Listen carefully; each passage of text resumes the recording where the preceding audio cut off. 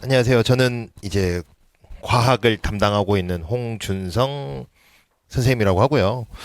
일단 제가 조금 바뀐 과정 내용 잠깐 먼저 조금 설명하고 제 수업 좀 먼저 좀 설명 좀 할게요. 일단 제가 조금 이제 말씀드리고 싶은 게 문과라고 하면 크게 어, 안 들으셔도 되는데 만약에 이과 선택을 했다라고 하면 지금부터 굉장히 좀 중요한 내용이 될 것 같아요. 이과라고 하면 지금 2학년 1학기 때 물화생 지구과학 중에서 아마 선택하게끔 만들 거예요.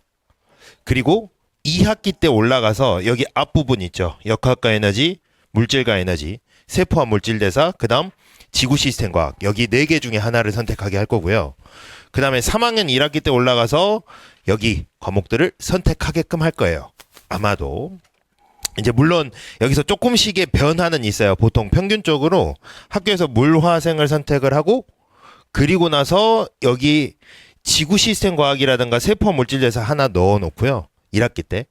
그다음 2학기 때 이제 요거 3개 깔고 그다음에 이제 뭐 이제 전자기와 양자라든가 행성 우주과학 여기를 깔거나 아니면 지구과학을 넣고 이렇게 보통 진행을 하더라고요. 학교마다 이거는 조금씩 차이가 있는데 기본적으로 물화생은 깔고 들어간다라는 것까지 알고 계시면 좋을 것 같습니다.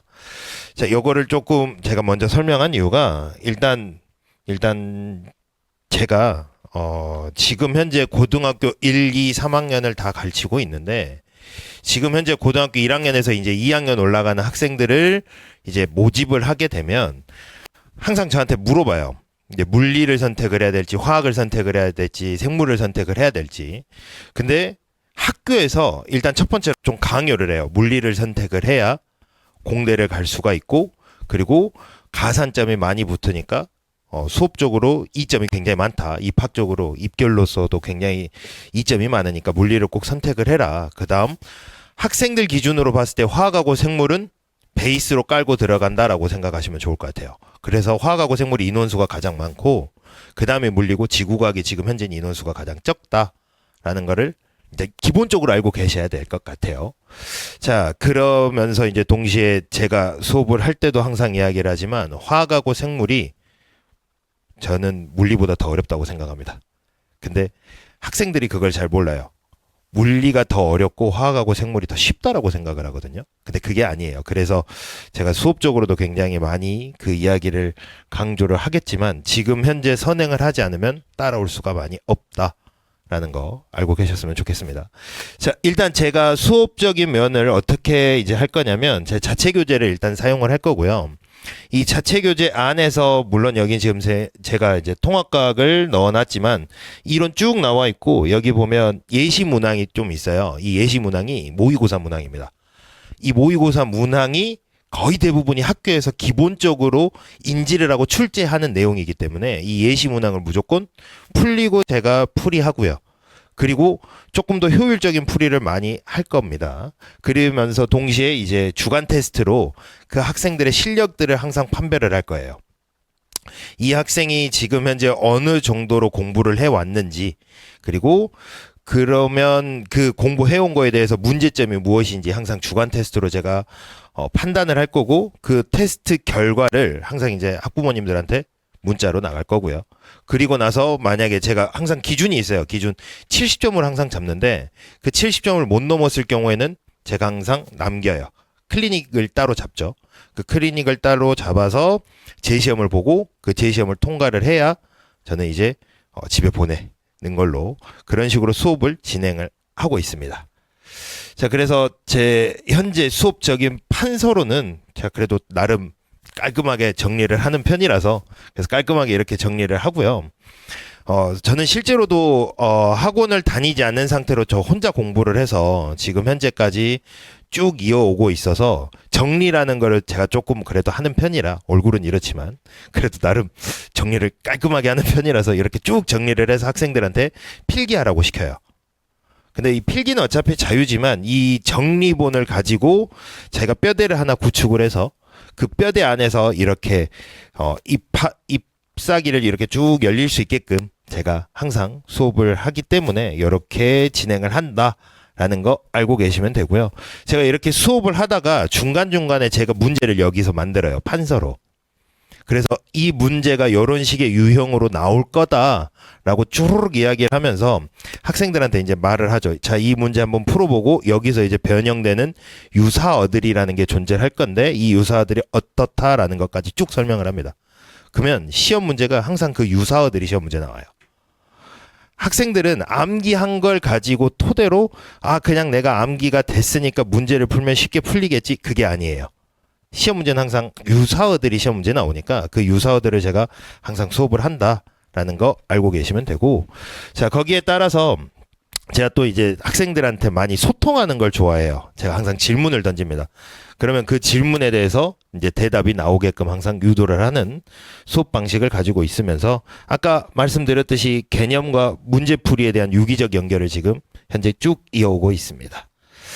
자, 그래서 이제 화학하고 생물에 대한 가장 기본적인 커리큘럼 자체는 제가 1, 2단원에 생물을 넣어놨고 3, 4, 5, 6에 화학을 좀 넣어놨어요.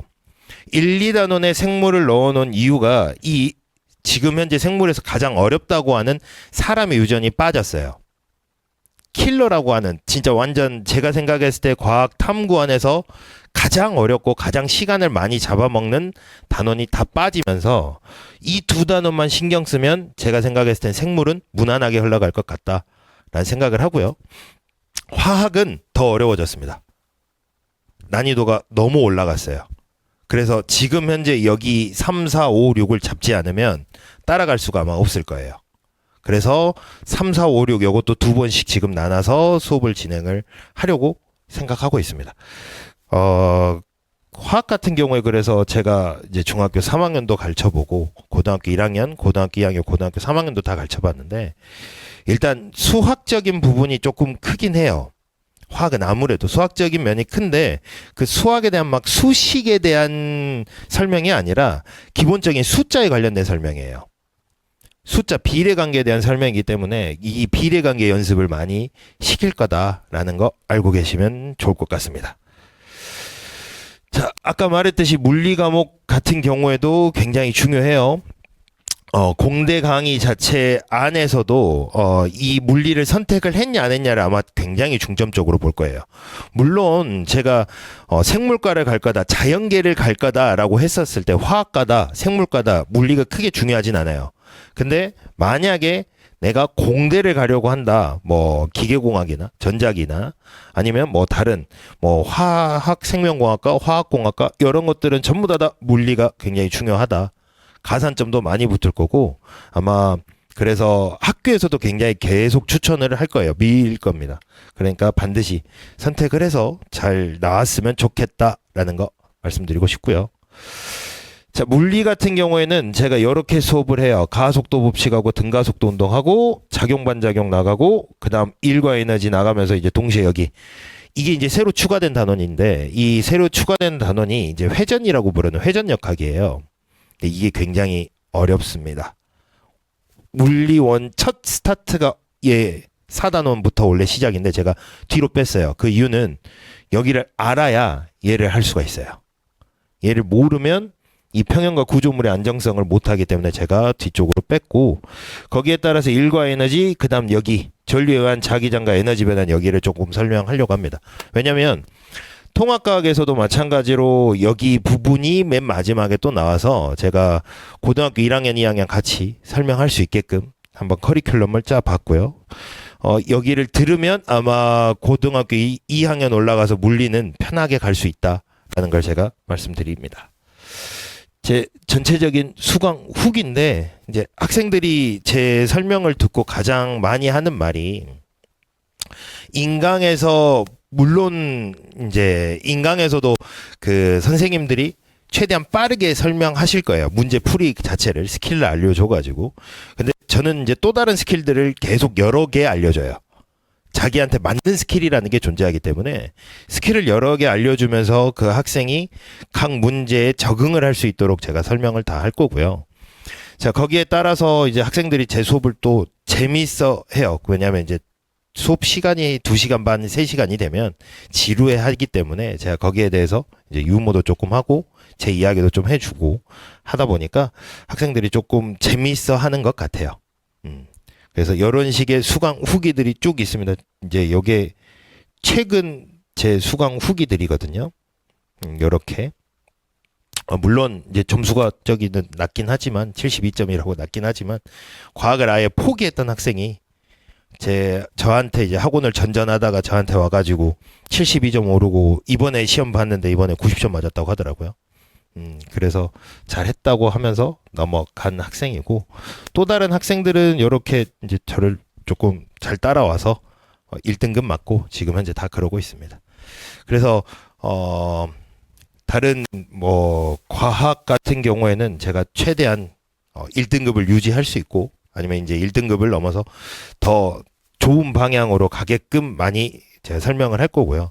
그다음 제 두 번째 장점이라고 하면 저는 이제 세특사항 같은 경우를 좀 많이 알려줘요. 그러니까 그 학생부에 세부 특기 사항들을 막 적을 건데 그게 실험적으로 굉장히 많은 것들을 적어줘야 돼요. 그래서 저는 이제 학생들이 저한테 물어보면 그 세부 특기 사항에 대한 주제들을 많이 알려줍니다. 뭐 예를 들어서 화학이다라고 하면 이 최근에 화학 노벨상을 받았던 그 주제에 관련돼서 제가 조금씩 설명을 해주면서 이 주제를 지금 현재 너가 하려고 하는 주제랑 접목시켜서 한번 해봐라라고 많이 이야기를 하고요. 그 주제를 따라서 이제 그게 쭉 고등학교 3학년까지 이어지면 굉장히 입결에도 굉장히 좋으니까 그런 식으로도 제가 학생들하고도 많이 소통을 해서 학생들이 굉장히 좋아하고 잘 따라옵니다. 제 전체적인 수업 내용은 이렇고요. 혹시